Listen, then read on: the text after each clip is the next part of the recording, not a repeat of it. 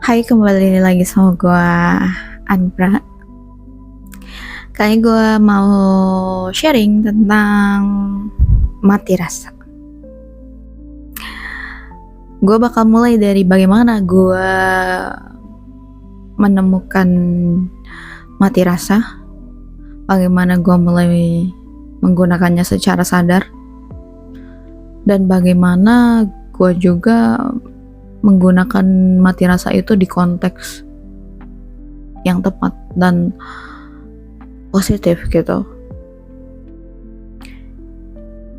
Jadi yang mungkin banyak orang umum pikir itu bahwa mati rasa itu purely mungkin bisa jadi negatif atau bisa jadi netral, tapi gue merasa ketika kita bisa mengelolanya dan kita bisa menggunakannya dengan kesadaran, itu bisa jadi sesuatu yang sangat bermanfaat dan bisa bantu survive gitu.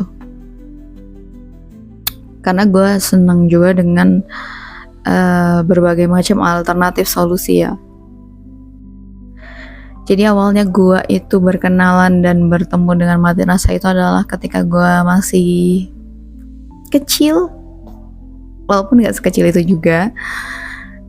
Kayaknya itu waktu gue masih SD ya. Kayak gue tuh udah mulai bisa berpikir dan gue sudah mulai bisa merasakan gitu bahwa ternyata susah sekali ya untuk ketika kita punya seseorang yang sangat kita sayangi dan kita punya seseorang yang sangat kita cintai dan kita punya motivasi dan dorongan yang besar untuk membuat orang tersebut bahagia,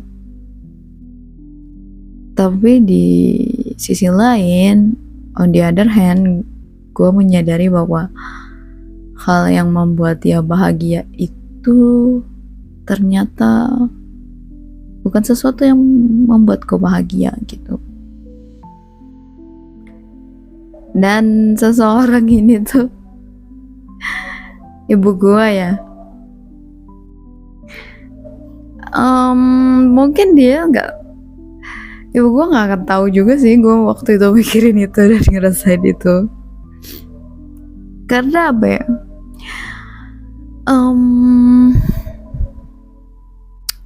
Menurut gue tuh sesuatu yang normal ketika kita sangat menyayangi seseorang tuh kita pasti pengen seseorang tersebut bahagia gitu, atau kita tuh bisa mengabulkan harapannya gitu atau permintaannya atau tuntutannya gitu kan.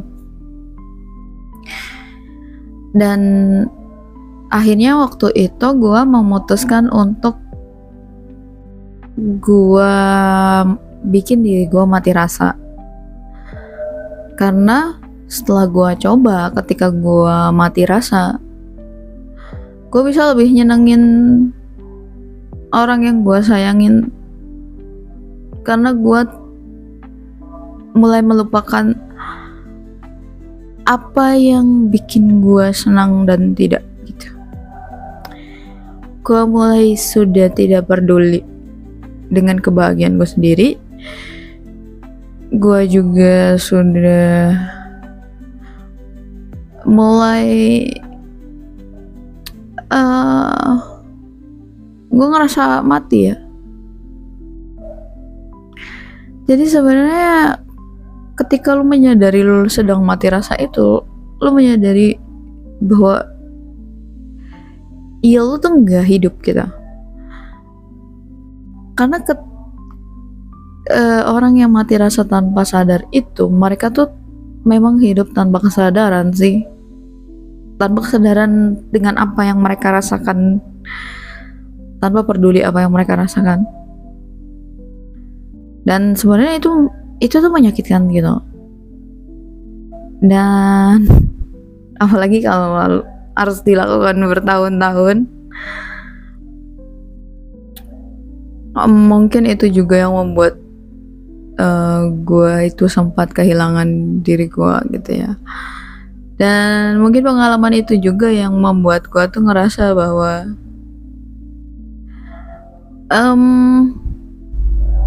mati tuh bukan sesuatu yang menakutkan gitu. Kayak udah bagian dari kehidupan aja gitu. Kayak gini contohnya ya, kayak misalkan gue tuh gak paham sama orang yang jatuh cinta tapi gak mau patah hati atau takut untuk patah hati gitu. Itu tuh sepaket. Begitupun kayak lo takut bertemu orang karena lo takut kehilangan gitu. Itu gak bisa juga karena sepaket. Atau ya lo mau hidup tapi lo gak mau meninggal gitu, lo takut lo meninggal. Menurut gue meninggal dan kehidupan itu satu paket gitu. Kayak ketika lo ada di sisi satunya, lo pasti ada resiko dan kemungkinan berada di sisi satunya lagi. Ketika lu bersatu itu bisa jadi memang ada perpisahan gitu, udah putus kayak gitu. Walaupun bukan berarti gue itu bukan berarti gue menganggap sepele, tapi kayak ketika lu mau mulai belajar hidup dengan membuka mata tuh segala sesuatu itu tuh sesuatu yang sebenarnya harus coba ya lu terima walaupun berat gitu. Gak bisa lu terus hidup dengan menutup mata akan sebuah kenyataan yang begitu jelas kayak gitu. Dan akhirnya ada beberapa efeknya ya dari gue dulu kayak gitu. Karena mungkin gue masih kecil juga ya, jadi gue belum bisa terlalu mengelola hal tersebut. Gue juga masih trial and error. Jadi gue masih kurang bisa menempatkannya gitu. Jadi gue benar-benar mati rasa di semua hal, di setiap waktu gitu. Dan itu juga yang bikin gue itu akhirnya banyak banget memori yang hilang pada saat itu, karena ya gue mati rasa gitu. Dan kebetulan tuh ibu gue juga bukan orang yang aktif gitu sih. Waktu gue kecil kayak nanya apa yang gue suka, apa yang gue gak suka, apa yang gue mau dan apa yang gue gak mau gitu. Dan gue juga gak pernah bilang juga sih. Jadi kayak ya gak bisa ya hidup juga gitu rasa tuh. Karena gue pun melakukan yang ibu gue lakukan ke gue itu ke diri gue sendiri. Jadi gue memang tidak mempertanyakan lagi apa yang gue suka, apa yang gue gak suka, apa yang gue mau, apa yang gue gak mau gitu. Jadi benar-benar blank. Dan baru gue bisa temukan itu ketika gue sudah belajar menemukan diri gue sendiri. Gue belajar memahami diri gue bertemu dengan diri gue yang sekarang gue akrab ya dengan diri gue sendiri gitu. Karena tadinya ya saling gak peduli aja kayak gitu. Dan oh ya, untuk gue kasih contoh bahwa mati rasa itu bisa bermanfaat kalau lo gunakan dengan kesadaran, yaitu saat lo butuh di momen-momen tertentu aja, dan itu pun hanya beberapa jam. Gue sangat tidak menyarankan lo mati rasa setiap waktu karena itu sangat melelahkan. Dan kalau misalkan lo belum paham gimana on off-nya, nanti lo mati rasa terus gitu.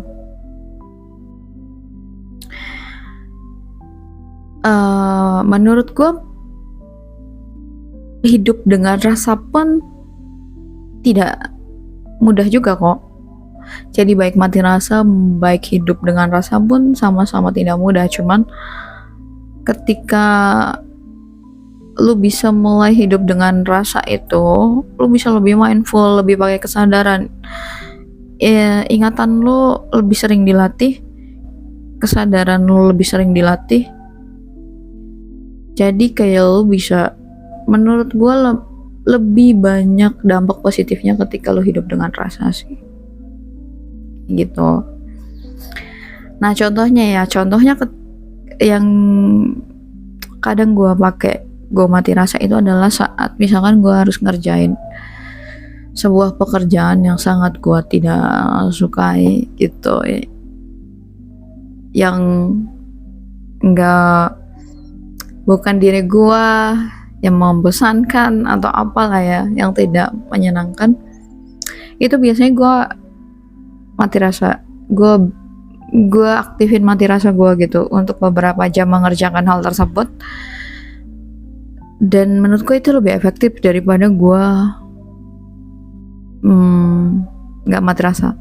Karena ketika gue mati rasa saat mengerjakan hal itu, gue tuh bisa benar-benar memusatkan energi gue, pikiran gue untuk menyelesaikan pekerjaannya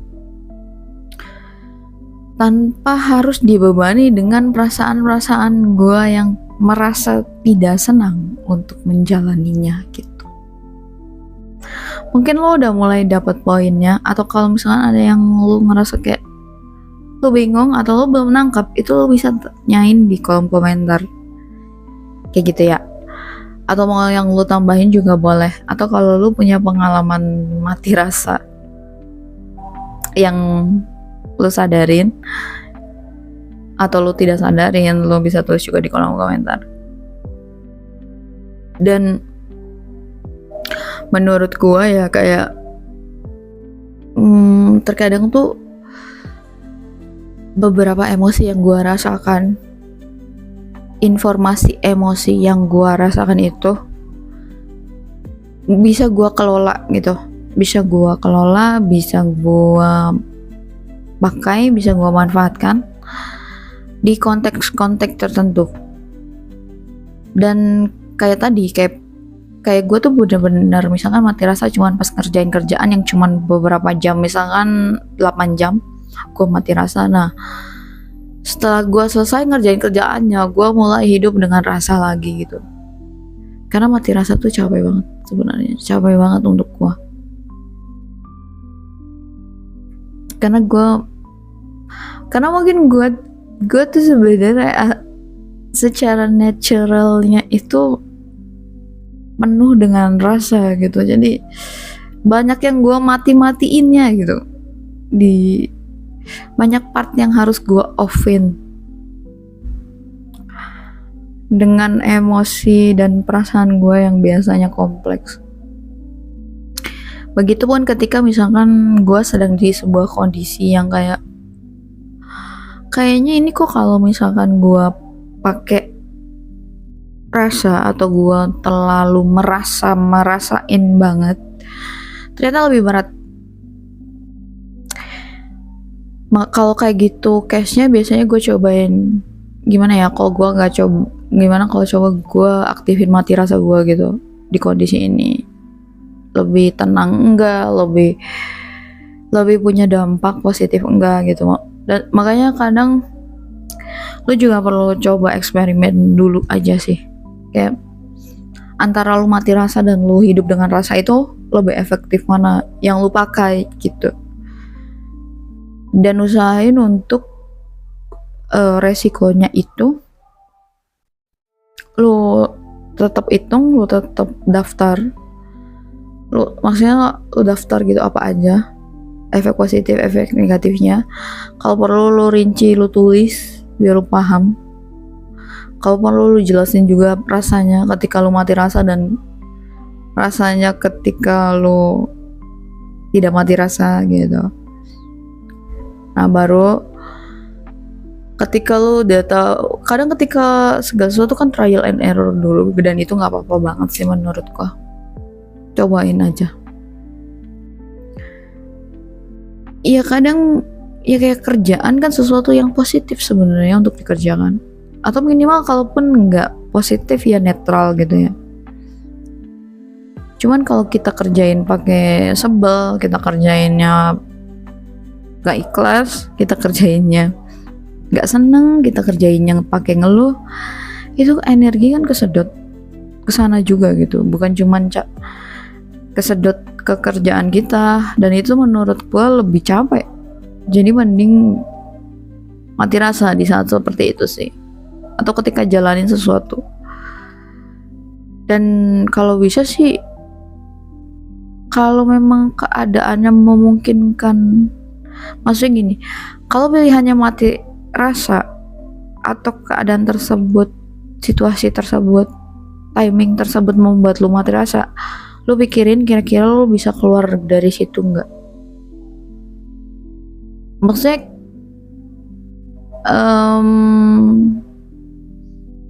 chance keluarnya itu ada nggak gitu, jalan keluarnya ada nggak dari situ? Kalau ada sih mungkin better keluar dari situ daripada harus mati rasa sih menurutku.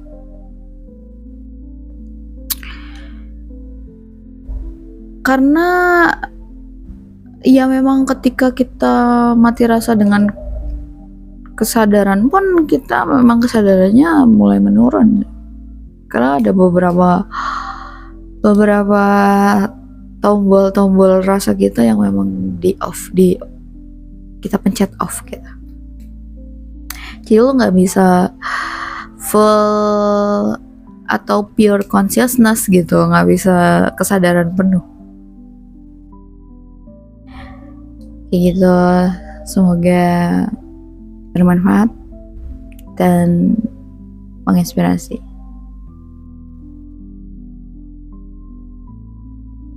Oh ya, gue lupa kasih tambahan bahwa gue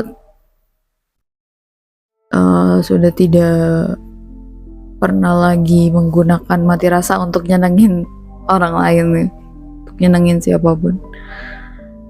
Jadi kalau gue udah belajar untuk mencoba menyenangkan orang lain itu, ya gue juga harus senang gitu, karena nggak baik juga untuk kayak gitu. Jadi pengalaman gue waktu kecil mati rasa untuk menyenangkan orang yang gue sayangin itu berlaku untuk ibu gue aja, dan gue pun tidak menyesali kok. Itu sudah jadi bagian dari hidup gue, dan buktinya gue berhasil juga nyenengin ibu gue juga gitu kan waktu gue kecil gitu. Dan gue pun tidak menyarankan lo untuk mati rasa untuk menyenangkan orang lain sih. Dan menurut gue, kalau memang orang yang lo senenginnya itu orang yang menyayangi lo juga, orang yang mencintai lo juga, yang tulus sama lo, kayaknya lo gak harus mati rasa sih untuk nyenengin dia. Karena ya dia pun gak akan egois gitu, dia pun akan cari win-win solution, dia akan selalu nyari jalan tengah, dia pun nyari yang sama-sama enak. Lo enak dia enak, lo happy dia happy gitu. Jadi kalau bisa jangan kayak gitu, karena efek jangka, maksudnya jangan mati rasa untuk nyenengin orang lain, karena untuk resiko jangka panjang itu tidak sehat secara mental, baik buat diri sendiri maupun buat orang sekitar lo gitu. Gue pernah bikin video juga sih, untuk supaya nggak toksik dalam membahagiakan orang lain. Nanti gue coba taruh di kolom deskripsi untuk linknya ya.